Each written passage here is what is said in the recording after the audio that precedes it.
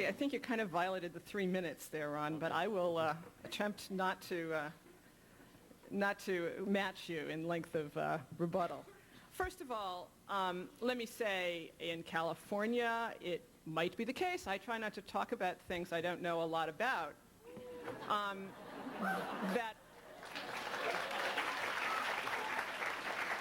That only Latino children are receiving bilingual education. Right here in Cambridge, I would point out, there is a maintenance bilingual program in Chinese, one in Korean, one in Creole, one in Portuguese. There is a two-way program in Spanish.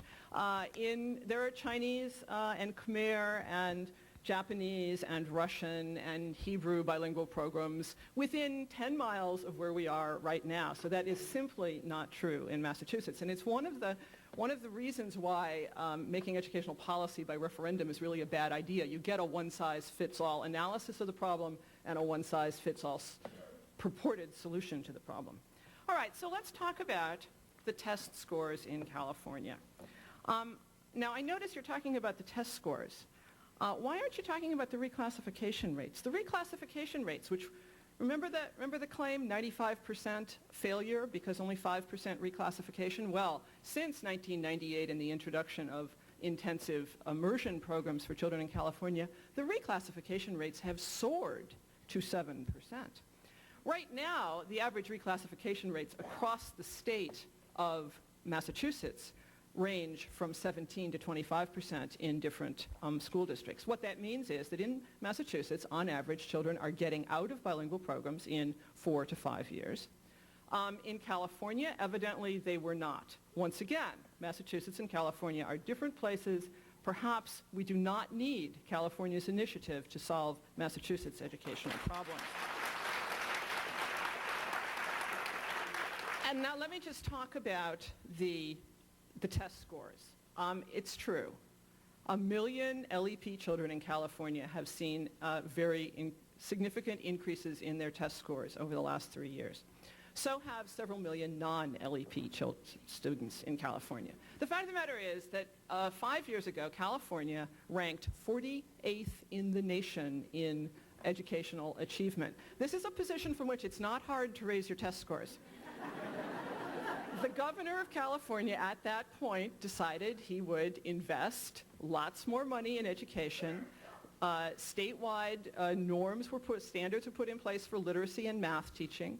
New tests were introduced, the SAT-9, introduced in 1998. Class size was reduced in primary school, and the Proposition 227 was passed. Which of these many changes is responsible for improvement in educational outcome? Well, if it was only LEP children in California whose test scores had gone up, we might say it was Proposition 227. The fact of the matter is that everybody's test scores in California are going up. And in fact, if you look across the state of California at kids in intensive immersion, in kids who are still in bilingual programs, and native English-speaking children or children who are not requiring special attention because of language learning, you will find that all of their test scores are going up more or less equivalently. The gap between the native English speakers and the non-native speakers is not decreasing, unfortunately, but the difference between intensive immersion and bilingual education is actually in favor of bilingual ed programs. Now, Mr. Unz, who seems to take his data from newspapers rather than the state scores, talks about Oceanside, I think it is, right? Is Oceanside the one of many? The poster district? Well, for every Oceanside, I have to tell you, there's an Ocean View. Ocean View is a district which also moved from bilingual education to intensive immersion programs, and there the test scores haven't risen at all. The fact of the matter is that the SAT-9, which is not a test that's designed for second language speakers of English, is a test on which you can double your score by getting 1 or 2 more items correct when you're a 5-year-old. It is a very poor test. It does not reflect the kinds of things we really want kindergartners and first graders to be learning. They need to be learning lots of language, and they need to be learning the skills that will enable them to read, to reason mathematically, to do science.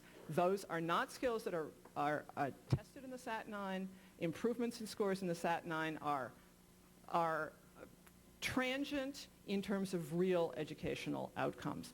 The outcomes that we want to look at are learning and achievement, comprehension, reasoning, math, and science. The SAT-9 is an epiphenomenon, and if these scores, even if these scores really are higher, it doesn't matter at all. It does not reflect improved educational outcomes. Let's look at reclassification rates. I'm in favor of reclassification. I think kids should be in mainstream programs within 3 or 4 or 5 years.